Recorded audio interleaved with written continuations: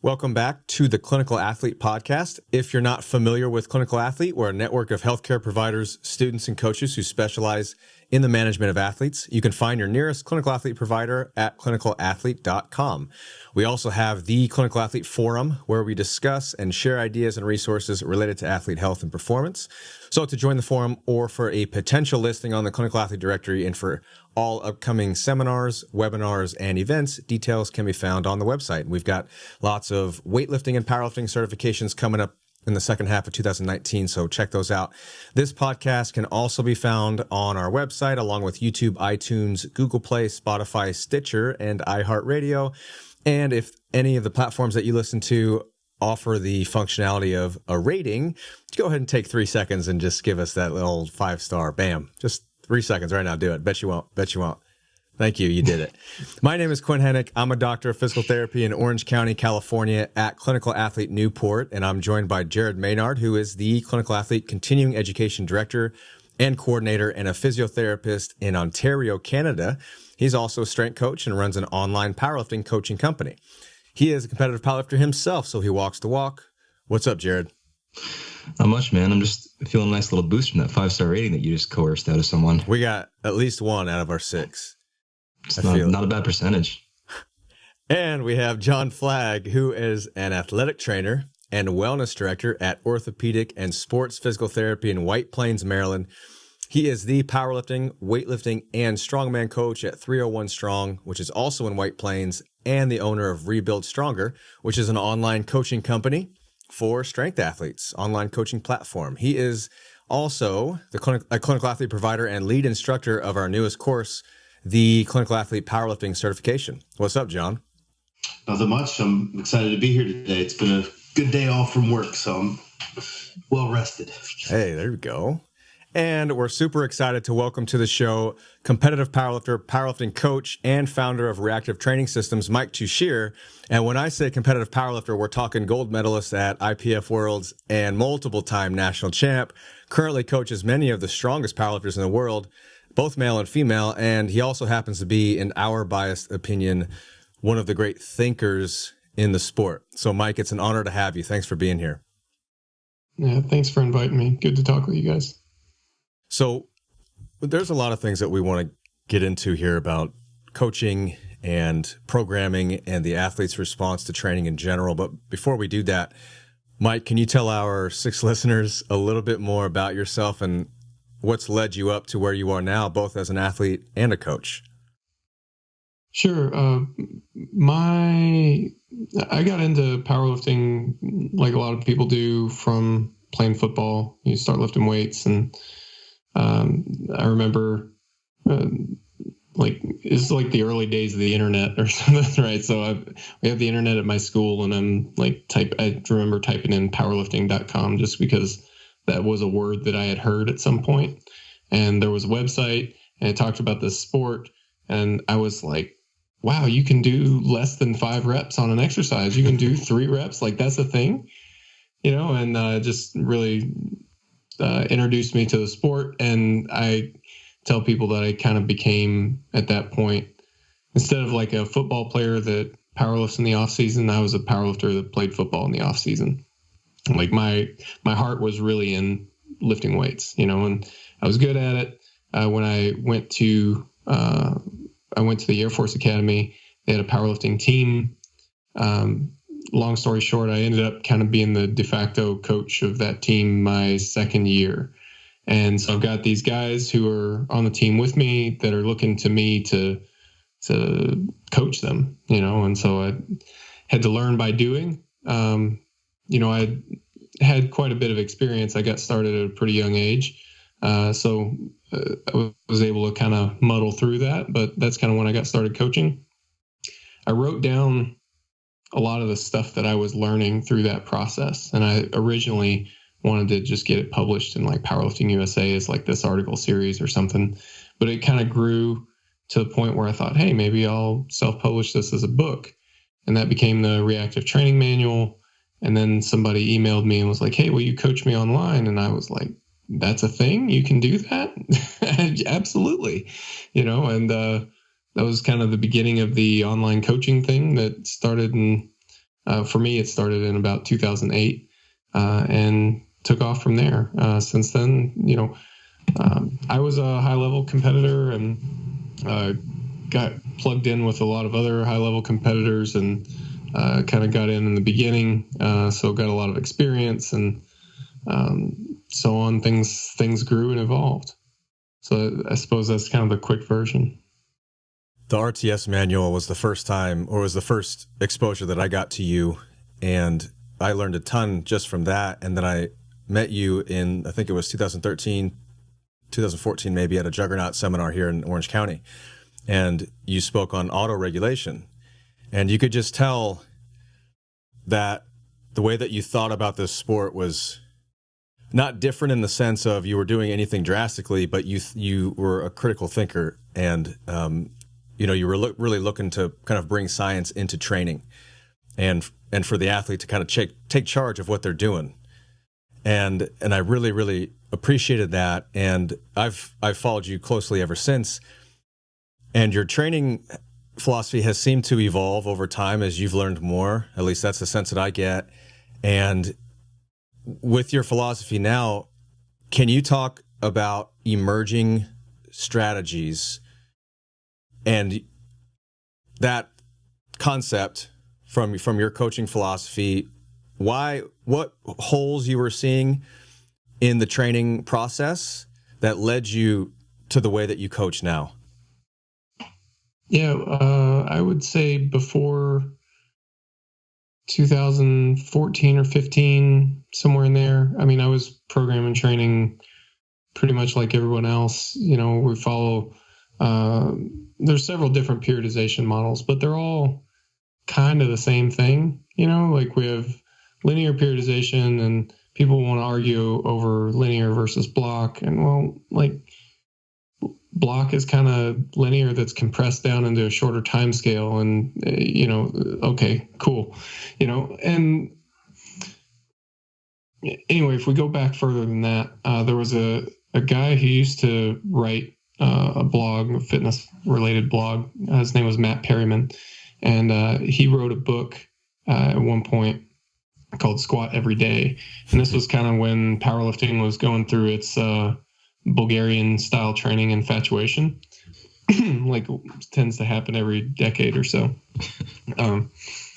Anyway, he always struck me as a really clear thinker, really had good insights on these things. Anyway, he sent me a copy of his book, and one of the things that he talked about in his book was problems with a top-down planning model, which is what basically every periodization model is. We're going to start with the quadrennial and break it up into annual plans, and all the way down to the training session. So this training session is a tiny little brick that fits in this giant house that you're building toward the peak of your athletic potential, and we're going to plan all this out in advance, basically. Well, there's a lot of problems with that, and I think a lot of us, basically everybody who writes training for athletes, sees the problems with this, that these things are not predictable. And there's even to the point of predicting more than a few weeks in advance. Like you don't incorporate emerging information. You don't incorporate all this additional data that's coming back into you through these feedback processes. And you've got cognitive biases working against you and so on. So anyway, there's these problems with a top-down approach, and our approach tends to be, we'll plan for shorter and shorter periods. Like I've heard coaches say, well, I only plan 3 weeks at a time, I only plan 4 weeks at a time. And I think that mitigates a lot of the problems, but probably doesn't solve them completely. Anyway, Matt in his book is talking about these problems with a top-down planning approach. And I thought, that's really smart. Well, what would a bottom-up approach look like? And I had no idea. And I kind of got stuck there for a couple years until at one point I was listening to an interview with Derek Evely, who worked as a throws coach under Dr. Anatoly Bondarchuk. And again, I'll kind of cut cut through some of the story here, but I'm listening to him talk about how they prepared shot putters, hammer throwers, and I'm thinking that's a bottom-up approach. That's what it would look like. And I began the process of trying to translate that into powerlifting, and basically what you get from there is this concept of emerging strategies, which just kind of a rough outline. You design one microcycle, one single unit of training. Now, in traditional powerlifting parlance, a microcycle is going to be one training week, and that's a great place to start. It's important to point out it doesn't have to be. For example, in the hammer throw, those guys have one training session, and that single training session constitutes the entire microcycle. Now, it's not one session per week. They're doing that session every day, but at that point, they're running a training microcycle every day. The way that microcycle is being defined here is kind of one unit of training that repeats. So that's fine. Start with a training week if that's easier to wrap your mind around, So it's 1 week of training. You do that, and then you come back the next week and you do it again. Same exercises, same sets, same reps, same RPE. So the load on the bar can adjust based on your performance, which hopefully you're getting stronger, so the load goes up a little bit. But you want the dose of training to be the same. And what you're doing is just looking to see what happens, and you notice that athletes tend to have usually one of three types of responses. Sometimes they just get better, from week 1 to week 2, they get a little better, and then so on. Sometimes there's a dip in performance in week 2, and then a subsequent rise for a while. Then the third type is kind of this stagnant, like no real up or down movement for a few weeks, and then sometimes like a small dip and a big rise, or sometimes no small dip, but a big rise. So you get one of these three response types. The performance at some point goes up, and then at some point it stops going up, and that's what you're looking for. You're looking for this peak condition. And what you want to, first, once you hit that peak condition, that's when it's time to change something. So you're repeating this microcycle over and over, and you're monitoring the results. And as long as you're getting better, then you keep going. Then when you stop getting better, you change something. You go kind of the way that we do it most of the time, like 99% of the time, is we go into what we call a pivot block. Think of it like a deload for right now. It's roughly 1/3 the length of the development block. So if you spent 6 weeks in the development block, then you'll have a 2-week-long pivot. It's not like some people think of they hear the word deload and they think, well, I'll screw around the gym for 30 minutes and then I'll go home. It's not exactly that. It's still training. It's just not hardcore, single-minded, get stronger training. It's more diverse. It's more generalized, Anyway, so you go through this pivot and then you go into another development cycle that's different from the first one. Okay. Simple enough. But what this does, it allows you to start to see what is producing results for you. Because each development cycle that you do, you would do a block review. You would take note of what you did and what the results were. So you do a few development cycles, and then you start to look at these block reviews and you go, hey, all my best training blocks are done when I'm, at 80 to 85% intensity, or they all include pin squats or whatever. There could be lots of different things. And then you start to piece together this picture of what does the athlete respond best to. Then when you come close to a competition, you start to pull those block reviews and replay your greatest hits, replay the things that you have the most justification for as far as producing results for that athlete. And then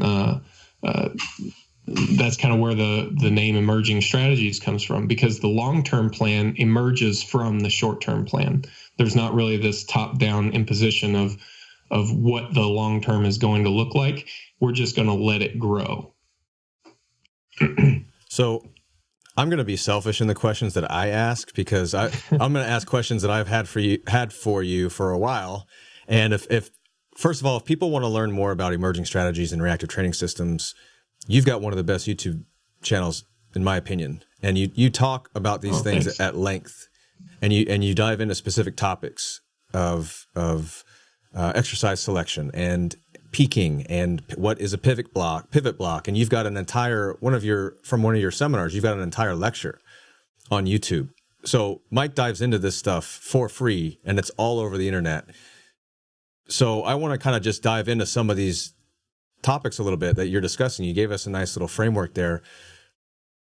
You talked about 3 different types of athletes. On average, you see kind of 3 responses. That type 1 athlete is more of what we would consider ideal, maybe, where they just kind of, they get better and better and better until they don't anymore, and that's when it's time to switch it up. It's more of like that logical progression of what you would think, where that type 2 or 3, maybe not so much, where the type 2 is maybe an initial dip, and then they react more like a type 1, it sounds like. And the type 3 is a real head scratcher, where they don't seem to be responding well to the training, or just kind of not poorly, but just not progressing necessarily. Those are the athletes that I have a hard time with, because you don't know, should I stick with this? Like, let's just, from an emerging strategy standpoint, how long am I sticking with this microcycle until maybe it's just time to switch it up? Maybe this particular set of exercises is not the set of exercises for them, versus, you know what, it's been 7 weeks and they haven't really responded. Let's give it another 2 or 3 weeks and see how they're doing. See if we hit that peak for whatever reason. Do you have a heuristic on that? Or is it more of just, intuition? Well, fortunately, the type 3 is probably the rarest response type. It's also important to note that it's not like you're locked into one of these. Like, if you have a type 1 response, then you're always a type 1. It'll change from block to block. So once you get a sense of an athlete's time to peak, it gets to be a lot easier. If like, take me, for example, I'm 6 exposures, roughly 6 weeks, is my time to peak. And I'm in a block right now where I'm in week 3 and not a lot's happening, and it can be a little bit demoralizing, I guess, where you kind of go, man, I don't know, maybe I should pull the plug on things. Maybe this just isn't working, right? But it's also only week 3. And I would say if nothing's happening by week 4, maybe, but like for me right now, hey, some things are starting to move on some of the assistance exercises. Maybe that's a leading indicator, and just hang in there a little bit longer, I think that's a good way to go. Now, if it's like your first block and you really just don't know, then it's all exploration anyway. You may say, it's just not worth it to continue. Let's pull the plug on this and try something else. That's totally fine to do. It's fine to have a few false starts, I guess, while you're trying to figure some of this stuff out. Like peaking at different times is one that tends to come up a lot. In general, I find that lifters squat, bench, and deadlift peak in pretty much the same number of exposures. One of them might be off by 1 exposure or something like that, but they're grouped pretty tightly. Sometimes I'll hear about somebody whose bench is half the number of exposures as the other 2 or something like that. And what I find is usually when that's happening, it's something is off in the program. They just didn't respond well to this or something like that. If you get the variables dialed in well, I think that the lifts generally peak together. And I would say that, it takes a little while to figure that stuff out. And just like with the response type thing, it can take a little while to sort it out, but that's all right. There's kind of this known versus unknown problem that comes up quite a bit. There's a lot of things where it's like, well, you just don't know. You have to figure it out. It's going to take a while to figure it out, and that kind of feels bad, right? Because we're sitting here as coaches and we go, man, I don't want to, take 3 months and figure it out. But that was going to be true anyway. It's just that with a top-down approach, we're pretending that we know the answer now. That's just not true, though. I think something to touch on with that is through a long enough time scale, you as an athlete or even as a coach dealing with athletes will see somebody go from a type 1 to a type 2 to a type 3. Mm-hmm. The knowns and unknowns change and shift. And even, going back a little bit, talking about going back to your greatest hits. Your greatest hits might be within a time frame that's actually acceptable, and the stuff from 2 years ago might not still be true. So those things constantly change. And I think a lot of people get locked into this, mindset of 6 weeks until, a bigger bench, or 12 weeks until whatever. You really have to look at it at much longer time scales and really understand that 9 months from now, you're going to be a different athlete and maybe in a different place. Yeah. The one thing that I've wanted to ask is, when you have athletes that go through those dips, what do you do mindset wise with those individuals? Because that can be really frustrating to see a lot of momentum or see some stagnation and see a dip in progress. What do you do at that point? Because we see it in rehab as well, because it's not a linear process. You stole my question, John. Damn it. That's all we're going to hear from Jared then. Gone. It's for me, of course it's situationally dependent, and you kind of develop that relationship with an athlete a lot, right? But I know one thing that's helped me a lot are these block reviews. Part of the block review process is the charting of progress, and I remember I had a lifter who would improve for 2 weeks and then regress for a week, and then improve for 2 and then regress for 1. So they weren't like real peaks. It's not like that single regression was a real true peak condition. It was just like a bad workout every third workout, but it was fairly predictable. And so I remember she was, 2 or 3 weeks out from a major competition, has the bad workout. And it's like, oh, this is so frustrating. I don't even want to do the competition anymore. Like, you get these comments and like, I've been there, right? But it was so great. I was able to pull out these block reviews and say, look, this happens every time. You have 2 good ones and a bad one. This was just the bad one. We're going to have 2 good ones and it'll be right on the meat. This is it.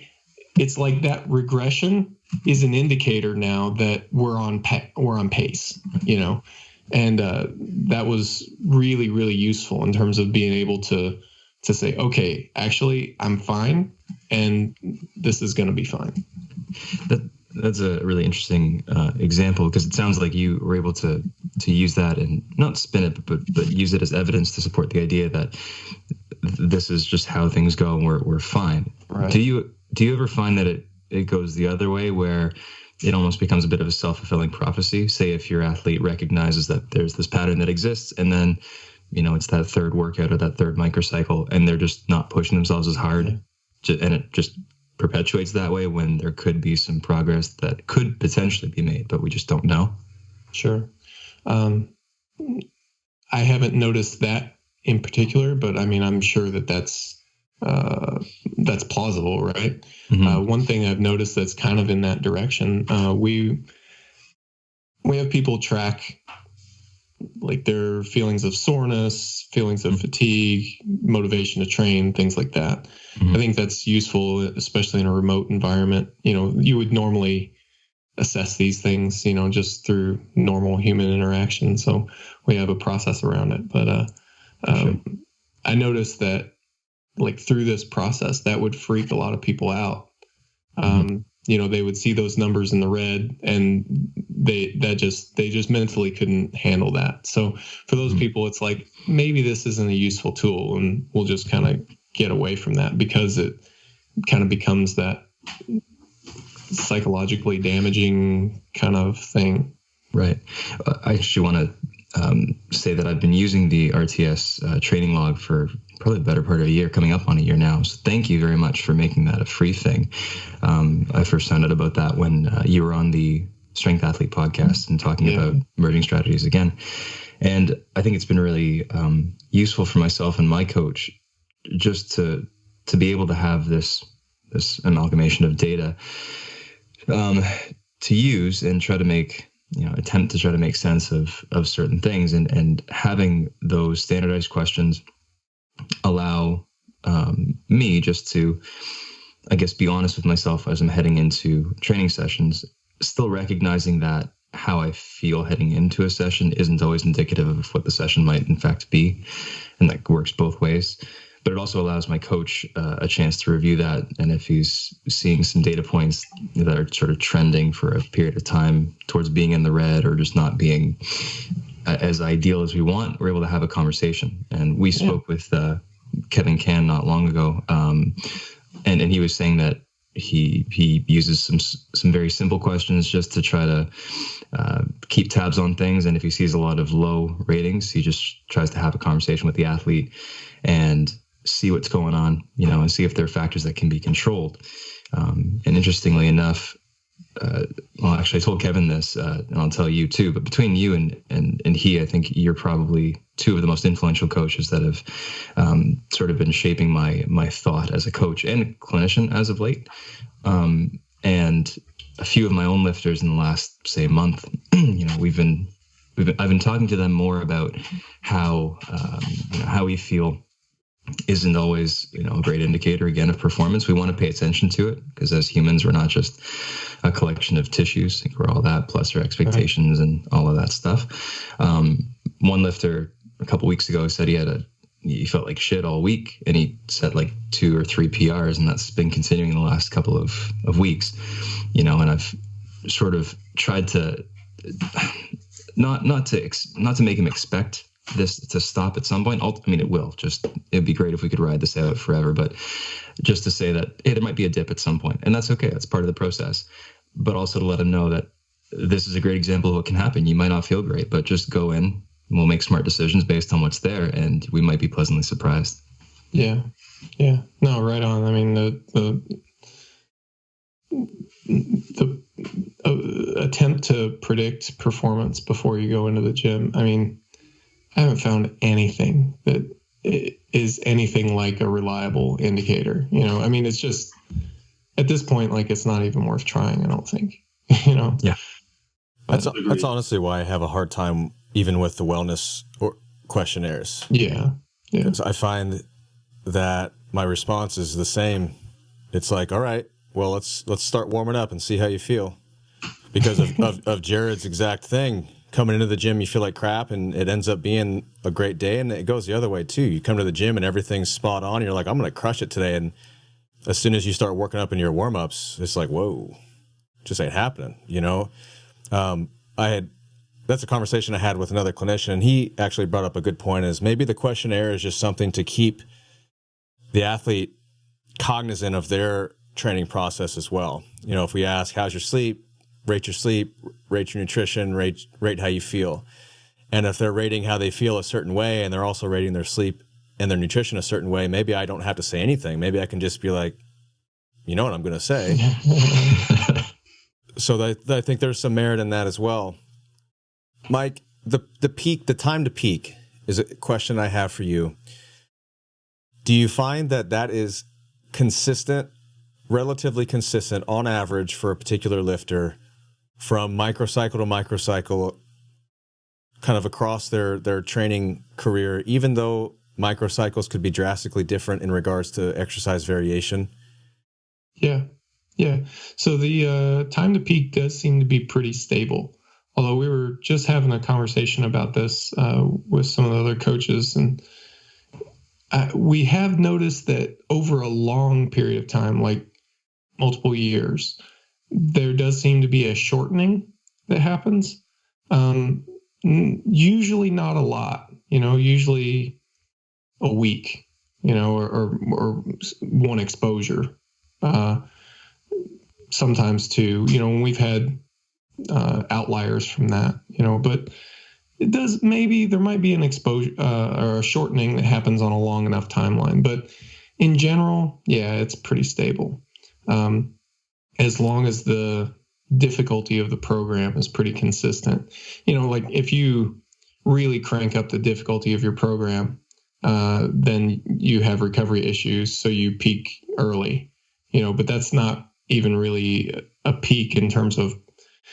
I wouldn't think of that as like peak condition. That's your fatigue is just outpacing your ability to recover at that point. Does that make sense? Oh, it does. It's just that it's such a odd thing that averages out to be that way, where it doesn't. It's pretty much the same. Isn't that just one of those crazy things? Well, I mean, yeah, it does. It seems weird, right? Like, you mean if I'm squatting high intensity, squatting low intensity, doing different exercises, high reps, low reps, it's all about 6 exposures. Yeah. So if I think of it as adaptation to a stimulus, that you give your body stimulus A, and there's an adaptation process, and my body completes that process in roughly, not completes the process, but kind of starts to desensitize to that stimulus is, I think, maybe a more accurate way to think of it. Like spend some time in a loud factory and you start to tune out the background noise, like that kind of desensitization is what I'm talking about. I think you kind of stop acclimating to or stop adapting to the training on a certain timeline, and that varies from person to person. When I think of it like that, it doesn't seem so weird, like if you change the pitch of the noise, change the volume of the noise, yeah, it's a different sound, but you still adapt to it and you still desensitize to it, and it takes probably roughly the same amount of time. You think intensity is the key factor there? I think it has something to do with it, right? So this is something that I haven't quite figured out. I'd be curious to know what you guys think, actually. So we know that. So what counts as an exposure, right? There's this notion of counting the number of exposures to your time to peak. If I train the competition squat, that's one thing. And then if I do lunges, that's very clearly not a squat. It's the same muscles, but very different. But what about a safety bar squat? The same kind of pattern. Is that the same exposure? Or what about the difference between a competition bench and a touch and go bench? Like those are really close together. Does your body really respond completely different? Like as though those are completely different movements? I don't know. From my conversations with Derek and by extension Bondarchuk, he's telling me that they think that there's something to do with the intensity, and that the magic number seems to be something around 10%. That if movements are roughly 10% different, then they seem to register as different exposures. Now, it's important to note that there's not actually an exposure counter anywhere in your body that's like, oh, that's one squat, oh, that's 2 squats, but it's a heuristic. Does this roughly seem like it's matching up or not? And I can kind of see that. I know for myself, when I'm doing things like touch and go bench, it's usually for a lot higher reps. So there's a pretty significant intensity difference. But I would think, if you were to do, a heavy single comp bench and then a heavy single touch and go bench, that those might actually be really close to the same thing, definitely within 10% of each other. Well, and you've talked before about attractors and fluctuators. Yeah. A lot of the attractors within those movements are going to be very similar. That's a good point. You might have, like, let's use the touch and go bench and a competition bench. The attractors of elbow flare and range of motion and all those things are going to be so similar that now really velocity becomes probably the biggest fluctuator there. Same thing with like a safety bar squat. We still have to go to depth, and we can change foot width. We can change specialty bar type. We can change bar placement. But you still have those same attractors. I think that's kind of where that 10% comes from is, we still have a standard, especially in powerlifting. We still have such a standard to meet. There's a lot of other things you can change, but does your body really know the difference between a high bar wide stand squat versus a low bar comp squat, or the touch and go bench in a comp grip and an actual paused bench in a comp grip? And I think that's where, like, my head's been trying to wrap the same thing for a while now too. How much variation do you incorporate when you talk about a lunge? A lunge is not a squat. I still need to keep squats, obviously, but how far off from competition can we go and still get stimulus to bring it back around for that peak and still be in the right spot? Yeah. No, that's a good point. I hadn't actually tied it into the Bosch stuff. Attractors and fluctuators. Yeah. And I'm thinking about just stress in general, where we're looking for, where you're like a safety bar squat and a low bar back squat are similar enough to be, does the body actually tell the difference? And that's when we're getting into the attractor states of movement patterns. But if we also just think of the stress of the tissue, I mean, what's actually eliciting some type of physiological adaptation? Is it mechanical stress? Is it percentage of motor neuron pool excitability? If we're talking about some type of like hypertrophy effect, where we're trying to get as much motor neuron activity as we can, activate the whole pool. Whereas maybe mechanical stress is, and that's where intensity lives, just put as much mechanical stress on the tissues. And perhaps the reason that a split squat isn't quite as good on average is maybe it just doesn't have as much mechanical tension. It's the pattern, even with the split squat, the pattern between that and a squat on that one side are relatively the same. Your knee is bending and your hip is bending. I don't know if the body's thinking this is a split squat versus a back squat from a tissue standpoint. Well, forgive me for taking this back into the kind of a fuzzy area, but if you tie in the psychological aspects of it, the notions of intention, then go back to that being in that loud factory, right? And you're in there for a while and you tune out the background noise. But if somebody comes up to you and says, "Hey, do you hear that?" Then you listen. Now you hear it again. That maybe the fact that you walk up to it and you say, "That is a safety squat bar." Psychologically, now your approach to it, the way it feels is different. The way that like your environment is different. That's Bosch talks about like the different kinds of variation. I'm sure I'm messing that term up, but he's got different levels. And environment would be one of them that tends to be pretty not utilized, I think, for a lot of gym rats. But like you go to a different gym, a different setting, you train on a different rack than you normally train at. It feels a little bit different. The quality of attention that you're paying to that session is just a little bit different, and maybe that's enough in terms of stimulating an adaptation. Well, that's kind of one of the premise of emerging strategies is you take advantage of variation and you don't worry too much about specificity, which actually segues into a conversation I wanted to have with you anyway, which is transference versus specificity. Sure. But if you respect that you need somewhat of a similar stimulus to progress a particular stimulus, but then be okay changing the stimulus without necessarily overthinking whether this is the right exercise for the particular goal, but it's close enough. And the big key factor is that it's different enough. You've changed something. Now, maybe in the scenario that you just discussed, maybe you can just do the same exercise, but if you went to a different gym every day that you did the same exercise, maybe that would be enough variation in the training, you know?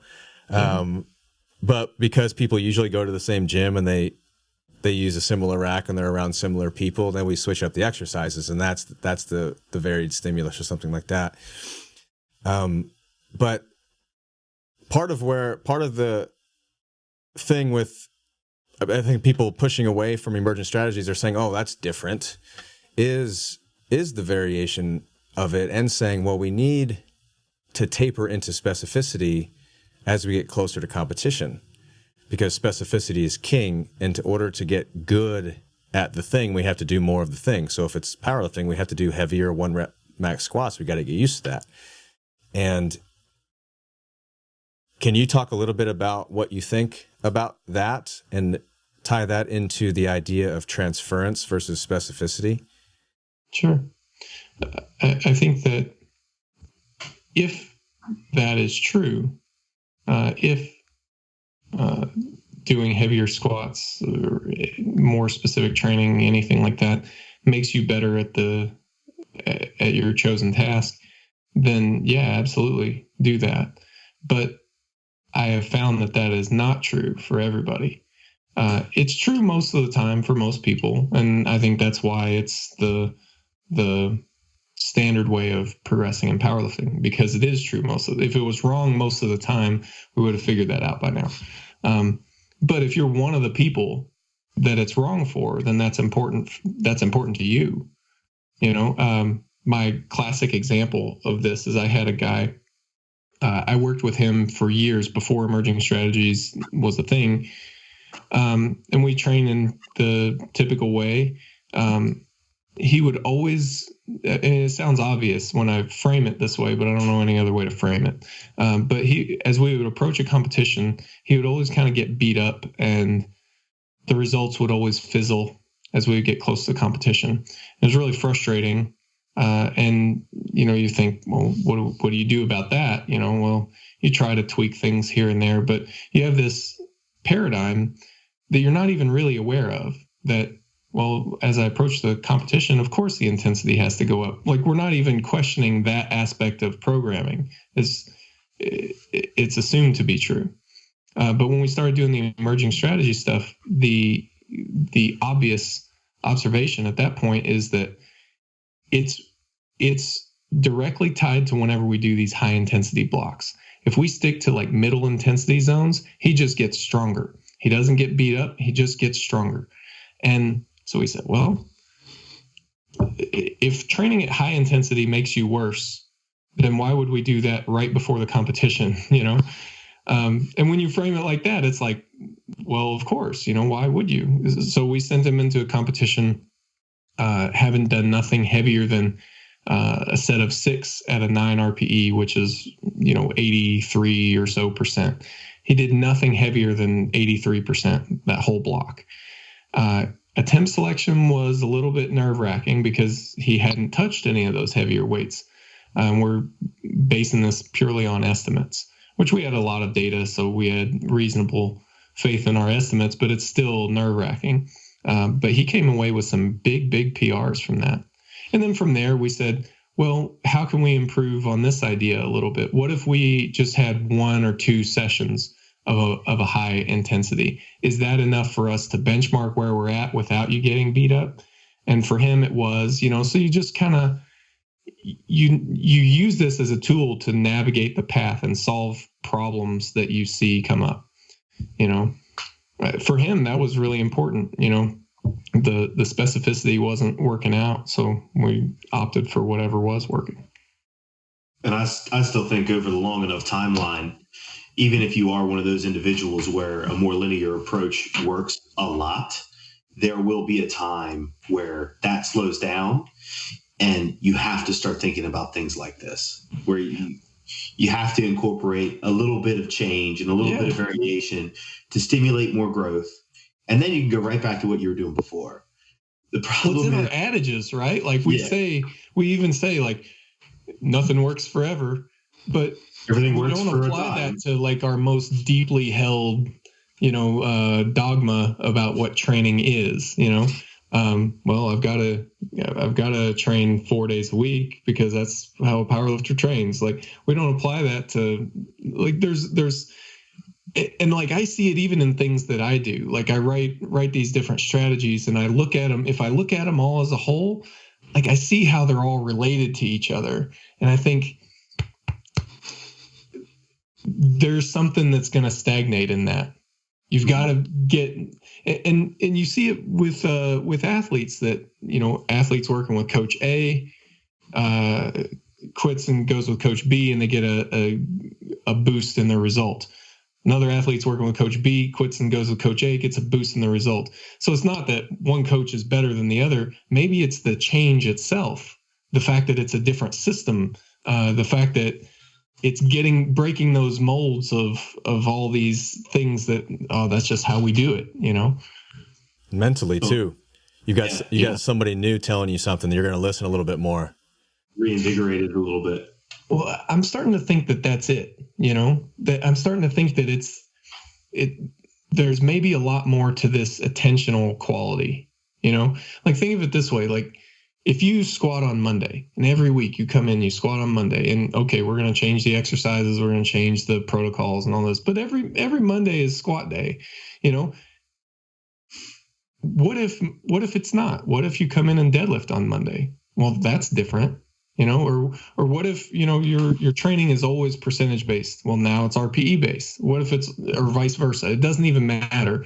But the fact that there's some big change to the foundation of the workout.